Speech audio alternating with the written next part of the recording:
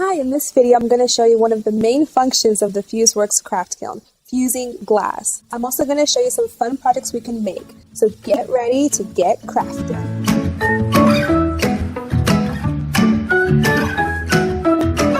Before we start, make sure you've watched our previous video on how to set up your Fuseworks craft kiln. There's a lot of important information on there that you need to know, so if you haven't yet, just pause this video, hop on over, watch it, and come right back. Don't worry, I'll wait.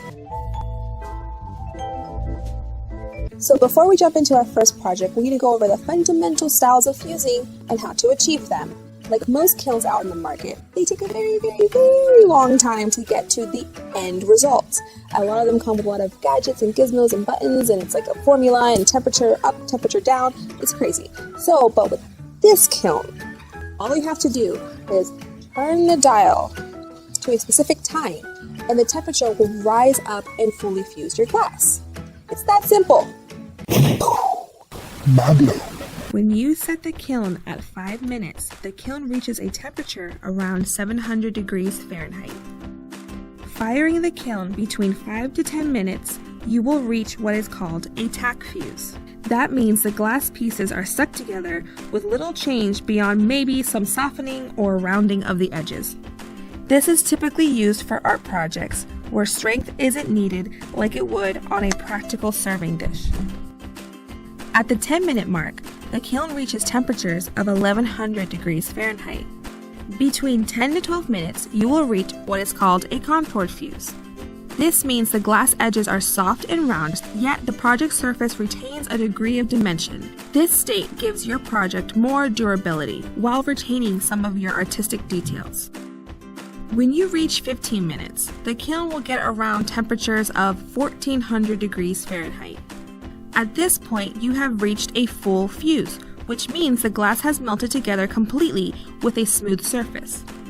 You would use this type of fuse for projects that would require some strength without much detail. All of our kilns are handmade and go through rigorous testing before they are shipped. So because they are handmade, some kilns take more or less time to reach a certain temperature. So use these times as a starting point and adjust accordingly. The only rule you need to follow is do not exceed the 15-minute mark in a single firing. Exceeding the 15-minute mark in one firing will put stress on the kiln element and could cause sagging, cracking, or uneven heating. If you feel you need more time than 15 minutes, allow your timer to reach 0. Wait for 30 seconds, then restart your timer again with the remainder of your time. Another thing that is beneficial to know is to have glass that has the same coefficient of expansion, or COE. You see, when glass is heated and cooled, it expands and contracts, and glass that have the same COE will expand and contract at a similar rate. These rates are measured usually with a numeric value, such as 90 or 96 COE. If you were to mix glass with two different COEs, it can stress your artwork to the point that it eventually breaks. So now that we got that out of the way, let's get started on our first project. Let's make some fused jewelry. First off, try and make a habit of quickly cleaning off your kiln base before starting any new projects. Any debris or kiln paper from previous firings may negatively affect your new project. I like to use a small vacuum or my dust brush for this. Next, I take some kiln paper and trace out the base of the kiln and cut a round shape to fit the base. I like to make a stockpile of these 8-inch rounds so that I will always have them handy and ready to go. It's best to cover the entire floor with kiln paper. Just in case a project cracks, it won't get stuck on an exposed part of the kiln. There's a misconception that using kiln wash will protect your craft kiln base. It won't. Kiln paper is the best way to go. Over in my glass cutting area, I have cut and assembled multiple pendants using a variety of designs, all using 90 COE glass. One of these pendants is 3 layers, and the rest is 2 layers. Too many layers can result in cracked or failed fuses, so we recommend using no more than 3 layers in your designs. On one of my pendants, I put a 6mm jump ring sandwiched in between 2 layers to make a nice loop at the top. Now, with your round kiln paper down on the kiln base, carefully transfer your pendants over. Make sure there is enough space between each piece and the edge of the kiln as well, so nothing fuses together that you don't want to. I just used my thumb to keep a thumb distance in between everything. Now close the lid and turn the dial to 10 minutes. I don't think 10 minutes is enough time to fuse all pieces, but it is best to start slow. You can always add more time to a project, but you can't reverse overheating. During the firing process, it is okay to check on the progress by lifting the lid just enough to see inside. Make sure you are wearing hot mitts and protective eyewear when doing this. Do not leave the lid open for too long. You could thermally shock your piece and crack it. If your piece looks complete before the timer runs out, simply turn the dial back to 0 until you hear a ding. If you notice after time is up that your piece is only tack fused and you want more time, just add 5 minutes and check on the progress. Remember, taking it slow is best. Repeat if it still needs more time. When you have achieved your desired look, let the kiln cool down to room temperature for an hour and a half to 2 hours on its own with the lid closed. After this time, the glass is still very hot, but it has cooled enough to slightly open the kiln with your hot mitts. We suggest applying a small wedge in between the base and the lid. I like to apply a 1/2 inch kiln post. Let it cool down for an additional 30 minutes. When your glass is fully cooled, just clean up your piece with soapy water to remove the kiln paper. Add any additional adornments needed, and now you have a beautiful set of jewelry.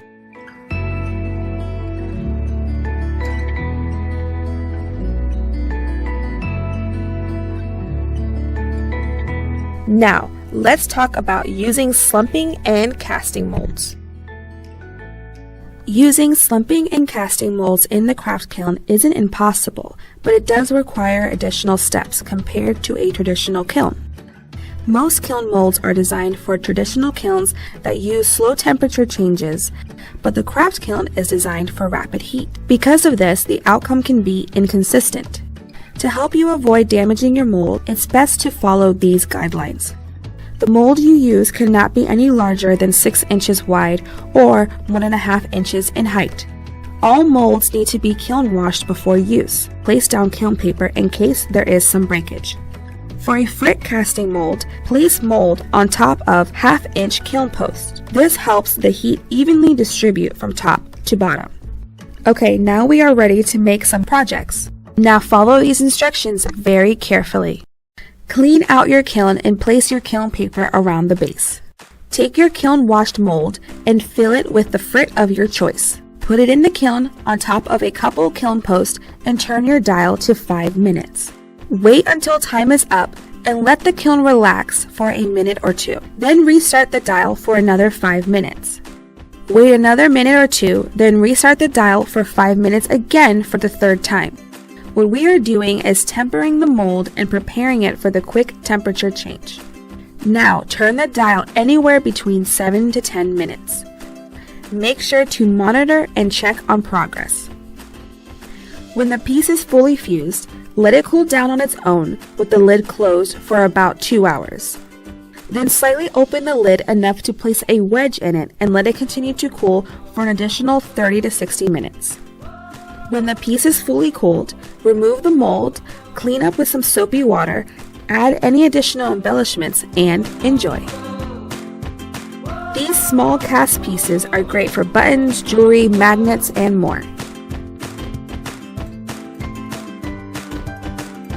To use a slumped glass mold, you will need to go through the process of full fusing together 2 layers of glass to each other first. After letting it cool and cleaning any kiln paper residue off, it's ready to be placed in your pre-kiln wash mold. Place kiln paper round on the base for safety and then your mold on top of that. Same as the casting mold, we need to temper the mold and prepare it for the rapid temperature change. Turn the dial to 5 minutes and let the kiln relax for a minute or 2. Then restart the dial for another 5 minutes. Repeat this process 2 more times, just like the casting mold. Then add additional time for your fire to get your fully slumped project. This project only took another 5 minutes after the tempering phase, making a total of 4 5-minute intervals. Allow it to cool down the same as the other projects. Lid closed for 2 hours. Wedge in the lid for another hour. When the glass is fully cooled, remove from the mold and clean up with soapy water and enjoy.